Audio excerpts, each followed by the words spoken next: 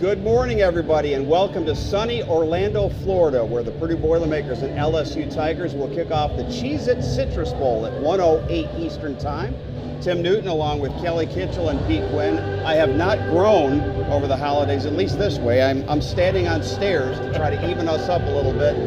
Kitch, here we are, bowl time, the New Year's Day Bowl, although it's on January 2nd, and college football doesn't get much better than this. We have a perfect day today in Orlando. Oh, it's just picture perfect. Not very many clouds in the sky. It's 80 degrees.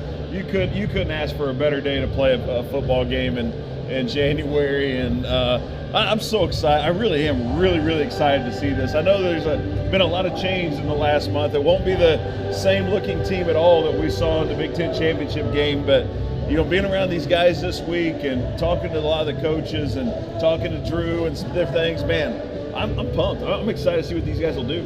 Pete, the last time we did one of these, we were in Indianapolis getting ready for the Big Ten championship game, and as Kitch just mentioned, there are a lot of changes, and we really don't want to spend a lot of the broadcast today talking about people who aren't here. We want to talk about the people who are here, and one guy that I am super excited for today is Austin Burton. Oh, I am too, and there's going to be a lot of players that are going to get a chance to show what they can do, and I'm with you. Austin, 6 years playing football. He decided to be here, and what an opportunity for him to spend the last 2 to 3 weeks with a guy named Drew Brees. And from everything I've heard talking to different people, Drew Brees is an Austin Burton fan. He said a lot of positive things about him, and I'm excited to see what the young man can do. He's 1-0 as a starter. You obviously started Florida Atlantic and had a decent game. We won the football game, and now he gets to play in the big time. So excited for him, excited for the other players, Paul Bufferi. There's a lot of guys that are going to get in playing time that don't get a lot of playing time. And I think a lot of people, Tim, think there's this huge gap between first-teamers and second-teamers. There's not. There's guys, they can perform. They're college football players. They're very good players. They get an opportunity to show it off today. Kitch, there are a couple of different aspects to any bowl game. First is the reward for a team for being here, and I know the players have had the opportunity to enjoy the things the last week, but it's also a preparation for 2023 and a springboard for a lot of these guys. And they're going to be playing, the guys that are coming back, in front of their new head coach, because Ryan Walters is here and he'll be watching with a keen eye. He's been around. He's been at practices. He's been at all the practices down here. He's been able to observe how they interact with people in the hotels, how they act and behave in the hotels. I think he tried to say, hey, I'm not here to overanalyze, but you got to believe he's watching to see what kind of guys he's got coming back next year. And you're right, it is it's a great opportunity for young guys. With all the opt-outs, it's a great opportunity for these guys to step in and show what they have. And we saw it last year in the bowl game. You have David Bell go out, and then Brock Thompson goes out, and he's the bowl MVP and was able to show the whole world what he's capable of doing. So those are the type of performances. You're talking about Austin. I mean, that's the type of performance he could have today. Yep. He gets that opportunity. He's behind Aiden O'Connell all year, who had an All-American type of performance type of year, and Austin Burton has said, "This is my time." And you're right. I was talking to Drew last night, and I said, tell me one guy who really surprised you and that you really, that you kind of bonded with. And he said, I love Austin Burton. He said, I'm so excited that he's going to have this opportunity. If he goes out and performs well, he's got a chance of, making a camp, doing some things that if he didn't have this opportunity, may not be there for him. So he's really excited for what they have for him and his abilities, and thinks that he's a guy that can take this team. And what the most important thing I think he told me was, he said the guys want to play for him. He's a natural leader, and the guys will play for him. By the way, let us know if you're watching on Facebook, which obviously you wouldn't know this if you weren't watching, right? Let us know where you are watching, and if you have a question for us, we'll be glad to try to answer those. Brian, Ken, Jeff, Bob, Phil, and Jim, thanks for tuning in. It should be perfect for football. We're expecting a high today around 80 degrees. Not real humid, not very much wind. It will be interesting, though, Pete. You can't simulate 80 degrees in the middle of December in West Lafayette, so it will be interesting to see today how the players do adapt to the heat. Yeah, and that's going to pose an interesting challenge for Purdue because they do not have a full coaching staff.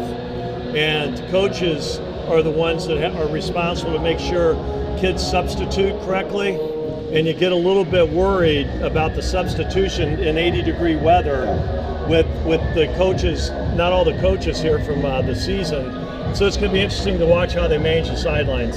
I did talk earlier this week with Devin Mockabee and with Sanusi Cannon. I talked about the hydration factor, and they said, believe me, it's been starting way early in the week. It's not just something where you start drinking water the day before. No, you have to, and you got it's pickle juice, it's water, it's Gatorade, it's Pedialytes, everything that's get those electrolytes and the sodium and stuff in you so you don't cramp up.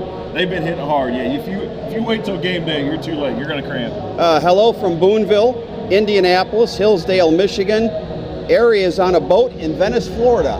So nice. Hope you're enjoying that. Evansville and LaPorte, Wingate and Brookville, Indiana. Keep them coming. And again, if you have questions, let us know as well. All right, let's start talking a little football. And Pete, we'll start with you. This is an LSU team that, like Purdue, has had a number of players opt out or declare for the draft. One guy that is going to play, though, that's going to be a handful for the Boilermakers is their quarterback, Jaden Daniels. When I started reading about LSU, keep in mind, Purdue, LSU never played before. This is going to be the first time they meet. But I was reading about their quarterback, and I never read a bio quite like this young man's. He went to high school, in Cajun High School, San Bernardino, California, and these were his numbers. He was a 4-year starter. He threw for 14,007 yards and 170 touchdowns. He rushed for 5,645 yards, and he rushed for 41 touchdowns. So literally 211 touchdowns by one young man.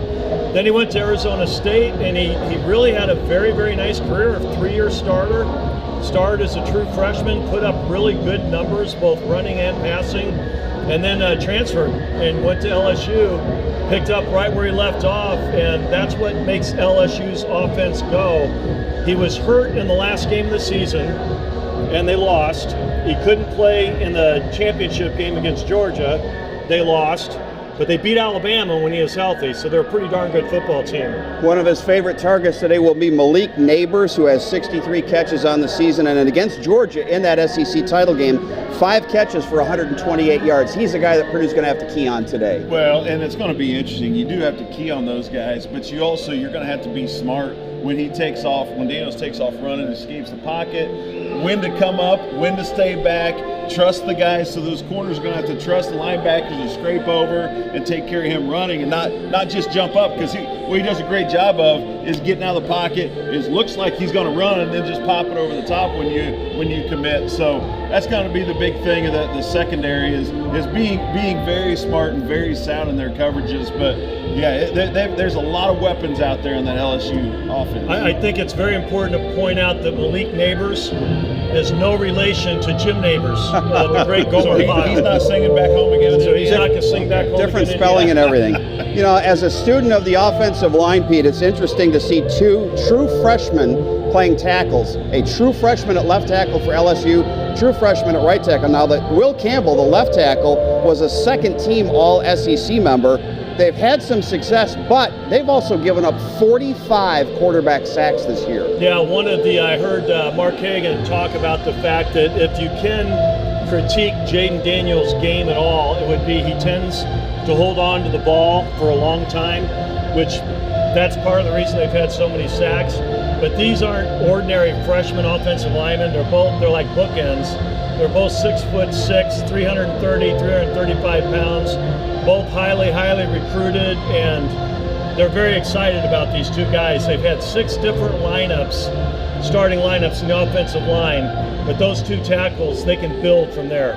All right, let's flip around to the other side of the ball. Before we do that, let's catch up here. We're at, let's see, I left it off on Brookville. So Fort Wayne checking in, Avon, Indiana. Jimmy watching in Costa Rica. Hope you're enjoying things down there. Richardson, Texas, Sechrist Lake, and Redondo Beach, California checking in early this morning. Strasburg, Illinois, and Pennsylvania. And Ryan says this game should help us out tremendously with recruiting because the game is televised nation. I didn't realize they put these games on TV. This is a surprise to me. That's the only These reason games you are being came, televised, right? No, but it's a great exposure. Anytime you play in a New Year's Day bowl game, it's going to be great exposure. Oh, 100%. And that's what we were talking about. Some of these guys, you're going to have some guys that'll show out today that's going to get an opportunity to get into a camp, to do some things because of their performance today, because it's on TV, because it's a national audience. And, there's going to be opportunities here. When you're playing on January 2nd this year, but when you're playing on what's perceived as New Year's Day, it's a big deal. I mean, this is a big-time bowl. I mean, this is one of the bigger bowls in the country. There's a lot of eyes that will be on this game. I think a lot of people are going to tune in just to see if Purdue can hang. Yeah. And then all of a sudden, when it's it's tied at half or we're up a touchdown, then a lot more eyes are going to tune in, a lot more to see if we can finish it off. LSU a little bit shorthanded today, Pete. On the defensive line, 3 of their 4 starters are not in the game today, but the guy who is really good. Mekhi Wingo is a defensive tackle from St. Louis. He was a second-team All-SEC performer and a third-team All-American, which tells you a little bit about how good the SEC is, but it also tells you how good Mekhi Wingo is. Yeah, there's no question they've got talent. When you read the bio of these kids, it seems like everybody played in the Under Armour All-Star game, and there are a lot of 4-star talent on that team. They've got some players that their dads were prolific NFL players. So LSU has always had a strong program. They've always recruited well. Brian Kelly's the winningest active coach in the United States. This is his first year. He had a very successful season in his first year, but he's building a program here. And they are missing 6 guys that opted out, and 3 out of 4 your starting defensive linemen. That will take a toll. By the way, LSU will open the 2023 season right here in the stadium, taking on Florida State. So they're trying to build their own momentum for the 2023 season. Back to the Boilermakers, I think it'll be interesting to see today who's going to be the target for Austin Burton. You don't have Charlie Jones, you don't have Payne Durham, but you've got a lot of guys that have been waiting in the wings to get more action, and today's going to be the day. Well, here's what's going to be interesting. You got Mershawn Rice, you got TJ Sheffield, you got Andrew Sawinski, they've all played quite a bit this year. A guy that I think, I don't want to tip my cap when you ask our picks to click later, but a guy that I think is going to be a big difference maker is getting an opportunity that he hasn't gotten much of is Paul Paferi. And I think that there may be some opportunities for him to sneak out there, because I don't think that they're expecting a lot from him. I guarantee LSU's not putting a ton of eyes on him. He may be able to get the ball in his hand quick and get some first downs that are much needed. I've seen him do some things this year. He had a couple great catches, especially towards the end of the year. He's a very athletic kid, and it's his opportunity, like we said. So, and then there's other guys that may, be able to rotate in. We haven't seen, Deion Burks is going to be out there quite a bit. Let's see what Deion can do. We've seen him on kick returns. We know he's probably the fastest guy on the team. See if we can get the ball in Deion's hand and let him go.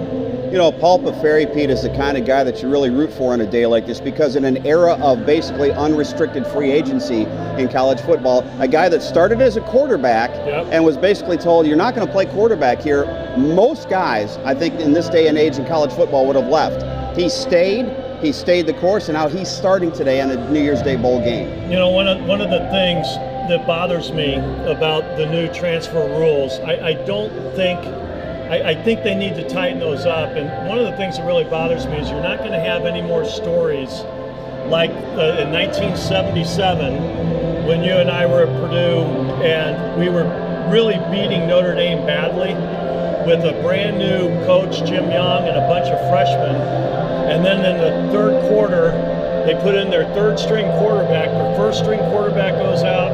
Their second string quarterback goes out. So they put in a third stringer, a junior named Joe Montana. And in today's environment, that would never have happened. Montana would have transferred. There's no penalty. You don't have to sit out a year. I don't think that sends this is my personal opinion, that doesn't send a great message to the kids. If at first you don't succeed, just quit. I'd rather kids fight it out and try to move their way up the depth chart. The kids that are playing today's games, those are the kids that made that decision.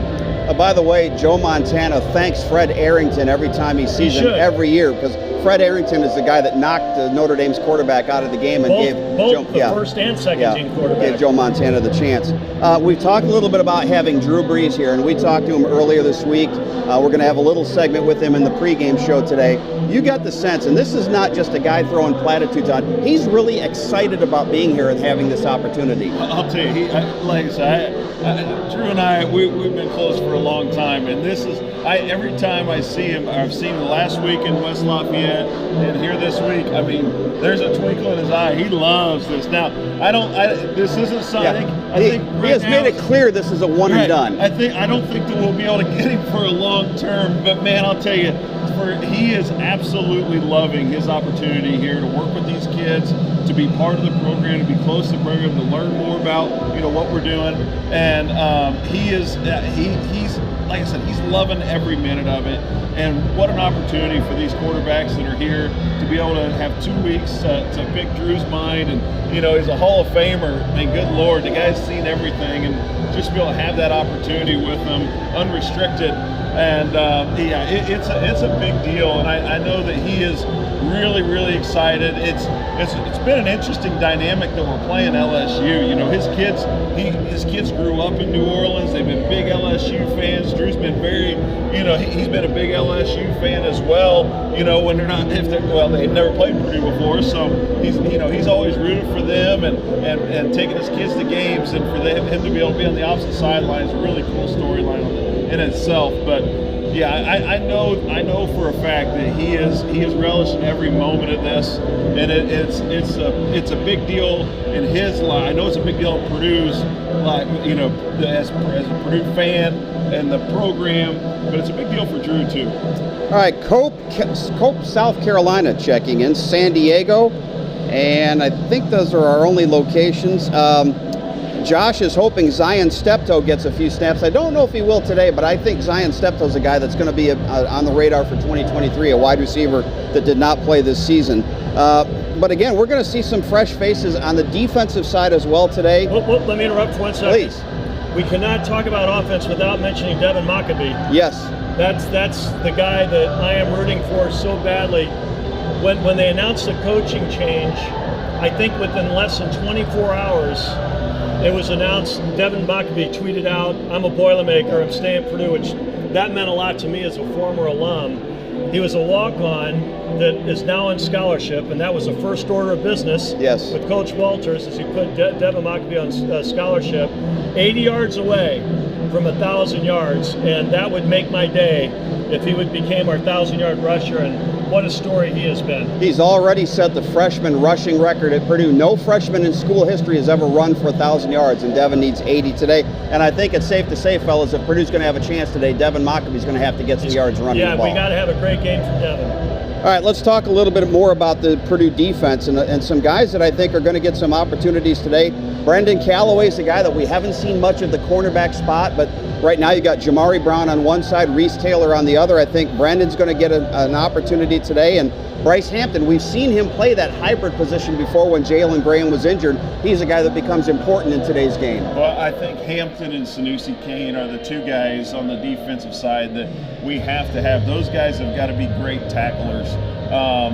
Coverage is going to be one thing, but those two are going to have to be able to tackle in space. We've seen both of them. We've seen Sanusi do it all year, but Hampton's got to be a guy that comes up. I mean, that's a tough position. Jalen Graham's a heck of an athlete. I mean, unbelievable athlete. And it takes that type of athlete to play that position.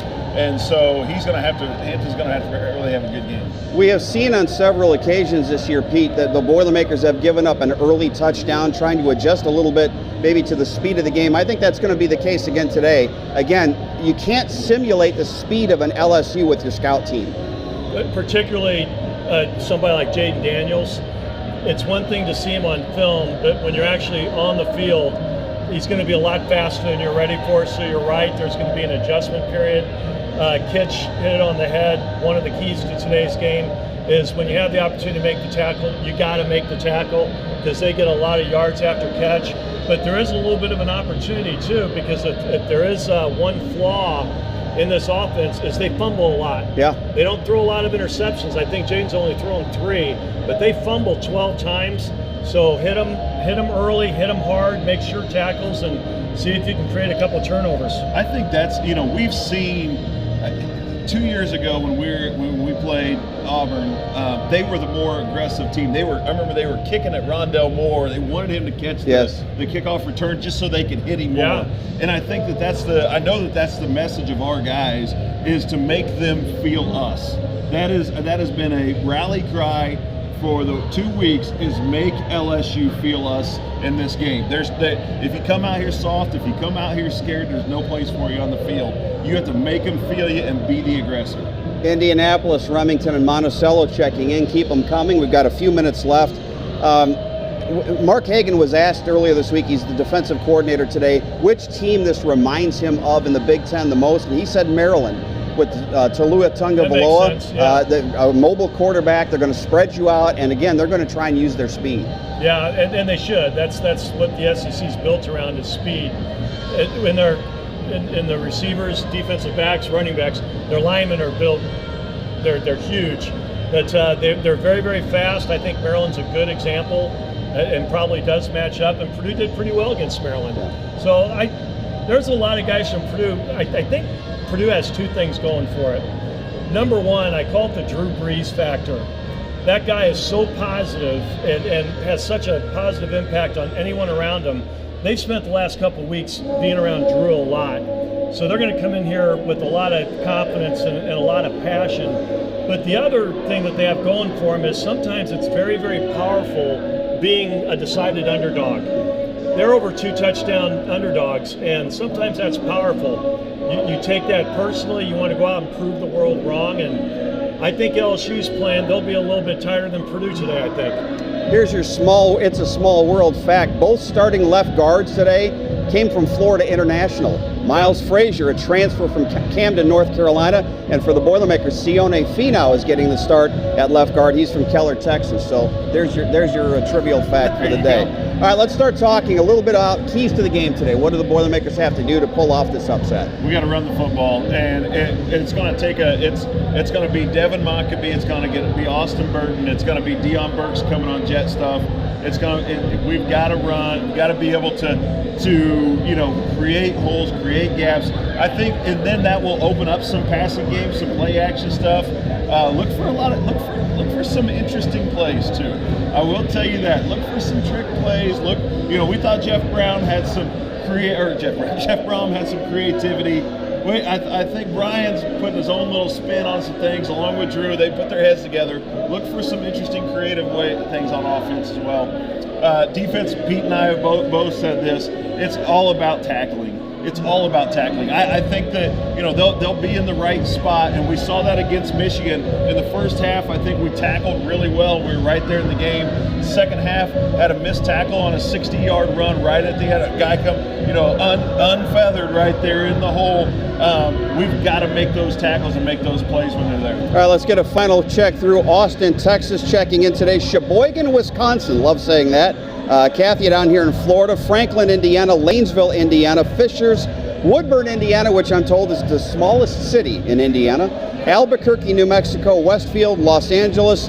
And Milledgeville, Georgia. So thank you everyone for tuning in today. And again, we'll be doing this throughout the 2023 season. All right, Pete, I'm going to go to you first. Picks to click today in this Cheez-It Citrus Bowl. Well, I was going to take Bufferi just to screw him up, but I'm not going to do that to him.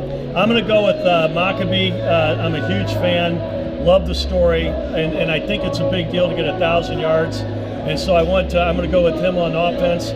On defense, I'm going to go with the guy that I think has been unheralded his entire career, but he always just seems to produce, and he seems to produce in big games. I think Jack Sullivan he's going to be going against those freshmen. I think Jack Sullivan's going to have a big day today, and I think he needs to. All right, Kitch? I'm going to leave the guy to you, but I'm going to go with the guy I talked about earlier, Paul Bufferi, because I do believe that he's going to be a little bit of an X factor. I think that you're going to see Paul in the red zone especially, be a really big target and option.